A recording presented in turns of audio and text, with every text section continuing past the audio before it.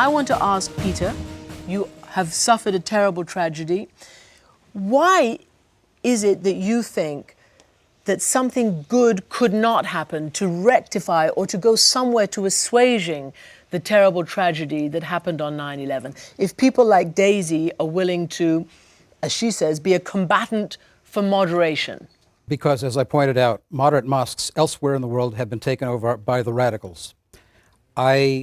Based on what? Is that true? Is that true here, Brad? I think numbers-wise, it doesn't support that. Are there elements inside maybe every mosque? Perhaps. But the numbers just don't bear out at the end of the day. That's the problem. You know, the subject is distorted to the extent because we talk about it so much that we've made it sort of bigger than it really is.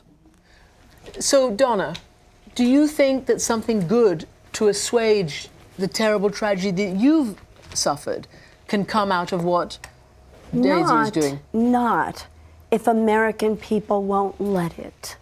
And I mean, I'm listening to this, and frankly, this is depressing. The significance of this conversation is I left my daughter at ground zero, and I left her country there too. This doesn't seem like an American conversation to me, frankly. It seems completely and wholly one-sided. I mean, look, you read a lot, and I respect that, but I worry about what you're reading. I mean, no. Excuse me. No, you let me finish now, please. With all due respect, I listened for a long time.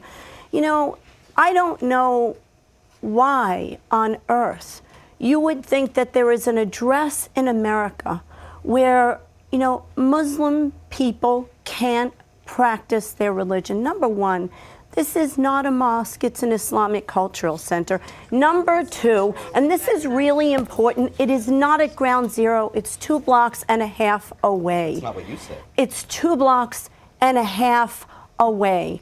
I am not a religious expert. I only know what I was promised when I was born here, and that this is a land where all people, regardless of how difficult it is to have this democracy, all people are allowed to practice their faith. I don't know Daisy Khan. I don't know Imam. I am not going to read his book to see if he's a good enough Muslim. I believe that in this nation, we hold people accountable for crimes after they commit them and never before. So yes, they could be, wait a minute, they could be sensitive, and they could move this particular building away from ground zero. How far would you like them to move it? How far would you like them to take America away from me? I have a question for Daisy. I have the highest respect for Daisy and for her husband, and as Muslims, they absolutely have the right to build a mosque or a cultural center in this country. But just because they have the right doesn't necessarily make it right. They ought to be maybe a little more sensitive to the feelings of many people.